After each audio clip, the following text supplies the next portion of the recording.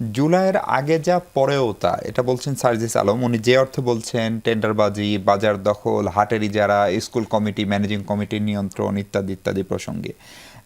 ফলে ঘটনাটা কি আসলেই তাই ঘটলো? আমরা ধরেন আরেকটা জুলাই দাঁড়িয়ে কথা বলছি, তখন 2 বছর। ফলে রাজনৈতিক সংস্কৃতিতে আদৌ কোনো পরিবর্তন আসলো কিনা, প্রশাসনে যেভাবে পদোন্নতি হওয়ার আগে হতো প্রফেসর ইউনূসের আমলে কিংবা তার আগে শেখ হাসিনার আমলে একইভাবে পদোন্নতি হচ্ছে কিনা, এইসব নিয়ে এনসিপি নেতৃবৃন্দ এবং কখনো কখনো জামাতের লোকজন গুরুতর প্রশ্ন তুলছেন। তারা বলছেন যে তিমিরে ছিলাম সেই তিমিরে আছে। ঘটনা আসলেও তাই কিনা? এটা সার্জিস বলেছেন, এবং জামাতের নেতারা যদি বলে থাকেন তো আমার মনে হয় যে তারা এটা এক ধরনের কি বলা যেতে পারে যে তারা আত্মস্বীকারোক্তি দিয়েছেন। অর্থাৎ তারা যেটা করছেন সেটার কথা বলেছেন। অর্থাৎ জুলাইয়ের আগে এবং পরে এটা সত্যি কথা যে বাংলাদেশের রাজনৈতিক সংস্কৃতিতে আমরা কোনো পরিবর্তন দেখলাম না।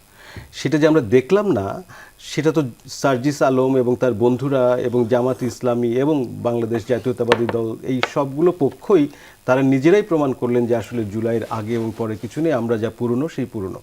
সার্জিস আলম এবং তার বন্ধুরা তো আমাদের দেশে যে যে বিশাল প্রত্যাশার নিয়ে তরুণরা এবং সাধারণ নাগরিক শ্রম জনতা সবাই যে আন্দোলনে অংশগ্রহণ করলেন, সেই আন্দোলনের পরে যে নেতৃত্ব আমরা দেখলাম, তো তারা তো নতুন কিছু দিলেন না। তারা তো সেই তাদের সম্পর্কে যে দুর্নীতির যে বিশাল দুর্নীতির অভিযোগ, সেই দুর্নীতির অভিযোগ খণ্ডনের জন্য তারা তেমন কিছু দেখাতে পারলেন না। তারা যে শাসন ক্ষমতায় ছিলেন, যতটুকু যেখানে ছিলেন সেখানে তারা কোনো কোনো কোনো এক্সট্রাঅর্ডিনারি আমি বাদ দিচ্ছি, আমি কোনো সাধারণ কোনো ভালো যে প্রবণতা সেগুলো তো তারা দেখাতে পারলেন না। জামাত ইসলামী যে অন্ধকার রাজনীতি করতেন সেই অন্ধকারের রাজনীতি এখনও করছেন। তাদের তাদের তাদের অপরপক্ষ নারী এবং অন্য ধর্মের মানুষের প্রতি তাদের যে দৃষ্টিভঙ্গি, তো তারা তো তা পরিবর্তন করলেন না।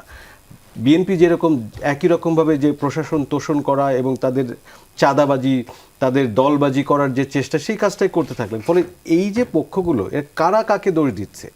এরাই তো, এই পক্ষগুলোই তো হচ্ছে যে বাংলাদেশের নাগরিকদের উপরে যারা জুলাইয়ে প্রাণ দিয়েছে, যে শহীদ হয়েছে, তাদের রক্তের উপর দাঁড়িয়ে এই পক্ষের সবগুলোই তো বিশ্বাসঘাতকতা করলো।